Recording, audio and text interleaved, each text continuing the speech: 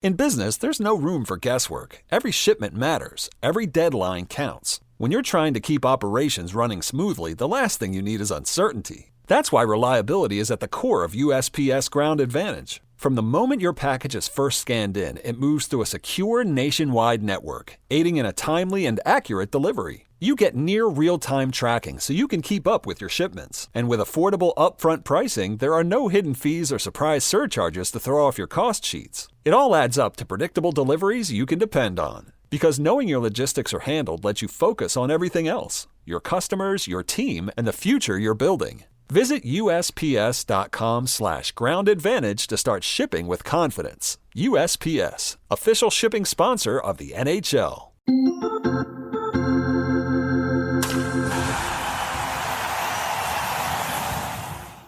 Jensen, you've got some plays already in there for VSiN Pro subscribers. First of all, yesterday on the Diamond, I said to you, I'm glad you didn't watch Kodai Senga. Me and my Meet the Mess group text, it was blowing up yesterday. It was a beautiful board if you're looking at his line. If you like the Steepleford scoring in golf, because Jensen, he had a lot of numbers up there yesterday. Very quickly, seriously, though, I ask you this as a former major leaguer. When I'm watching a guy like Senga, I see a guy that has no confidence anymore on how to get people out and hoping to get people out. Is that correctable? Because right now he looks completely lost. Yeah, he's just not right. And that's where you have blood in the water. So that was the easiest over on the board yesterday. And congrats to everyone that's a VSiN Pro subscriber who tailed that one. A really nice day, almost 8 units for yours truly on the Diamond. It's been an absolute cash cow for us so far this year. We hope to keep that momentum going. No question about it. Let's start right there on some totals, Dave. And right in South Beach, where Jack Collins will be headed here in about a week or two, we get the return of Yuri Perez, one of the fireballers here for the Marlins rotation. We also get Jacob deGrom on the other side. Auto under. Let's go. And even better, Miami 11-8 actually to the under as a home underdog, which they will be a slight, almost even money. That's on the move here right now. But Jacob deGrom and the Rangers, a short road favorite, minus $1.22.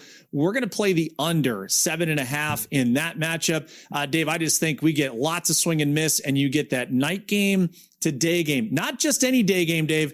12-10. The early start. We don't even get the extra hour to rub the crud out of the eyes after the hangovers from the night before there and enjoying some of the nightlife. So this kind of screams a little getaway day special. Let's keep it under the total at 7.5 for that one. Under was a great play yesterday.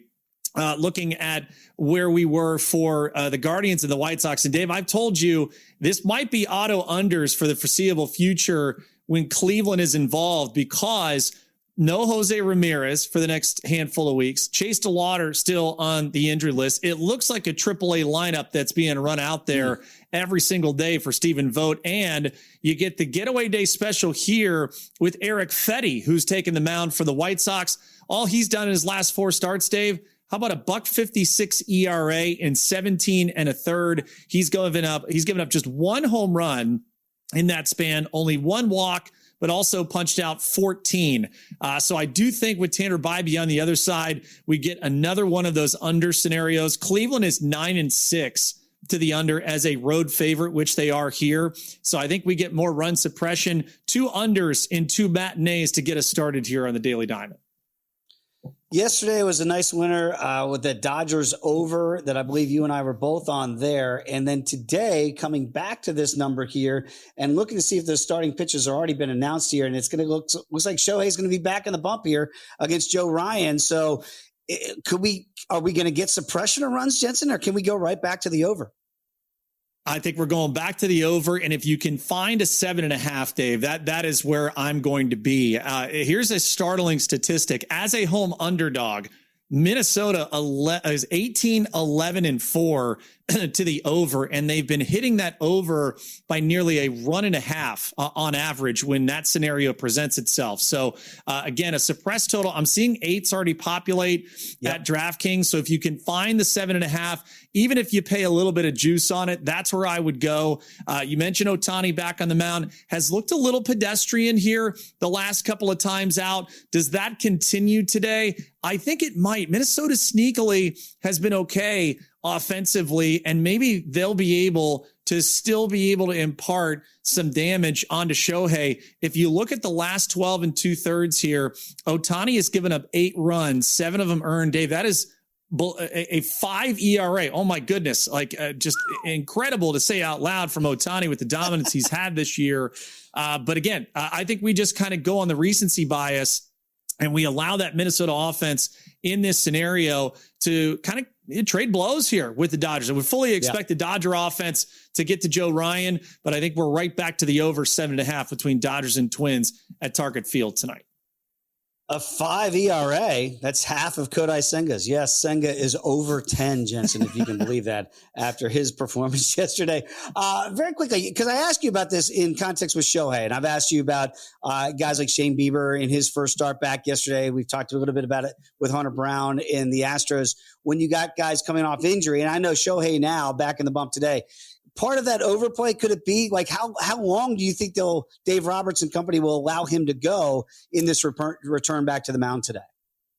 I think he'll be fine. I mean, if you kind of look at where, it is a little extra rest in between. He last pitched on the 17th.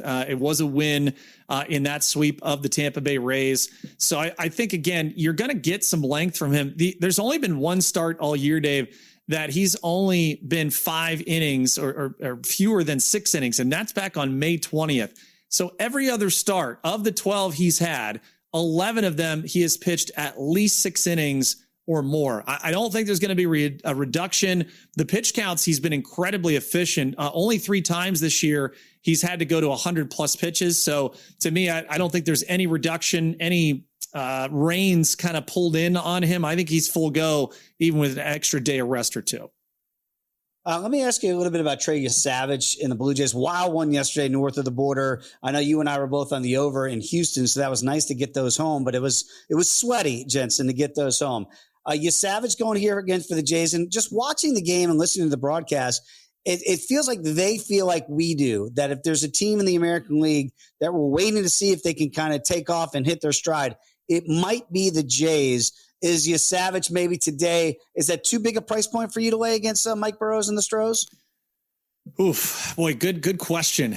Just the way you kind of had the game transpire yesterday, and I'm just going to go look on some of the splits here to see if we can decipher anything. 74% of bets, 53% of money right now on the Jays money line. I'm seeing, I think $1.47 is the cheapest price in the market there. I would say it's fair, Dave. I'm not like over the moon about it, but I think I'm more intrigued about where, as you mentioned, the standings, and it's a good point. As we begin play today, Toronto still occupies the final wild card spot in the American League. They are a game ahead of the Athletics and the Rangers. The Astros now, by virtue of their head-to-head win yesterday, they pulled within 2 games of that playoff spot, and the Twins and the Orioles are also 2 games back. So if you add Cleveland in there, Dave, they're a game and a half ahead of Toronto. That means you have 7 teams in the American League within 4.5 games, or 3.5 games, I should say, of each other for the final 2 wildcard spots. I think it's going to be this way for the majority of the end of the first half and also into most of the second half. It just does not feel, to kind of roundaboutly answer your question, it doesn't feel like we have one of those teams that's just going to ultimately just catch fire like Toronto did last year. Now, maybe they could because their rotation depth is getting better, but I think you're looking at some of these run differentials. I mean, Toronto's 25 under. The Athletics are 56 under. The Orioles, 24 under. Twins, 28 under. Houston is 41 under. There are not some juggernaut offenses here that are going to be able to out-hit some of their pitching woes, at least in the next handful of weeks. So I think this is tightly contested, not only through the first half finish line, but probably deep into September as well. Yeah, again, I'm still a little bit, once bitten, twice shy about getting back in the Blue Jays train this year. But I don't know if they get a little reinforcements here after Bo Bichette's defection to New York. Maybe Bo Bichette might want to come back. Who knows?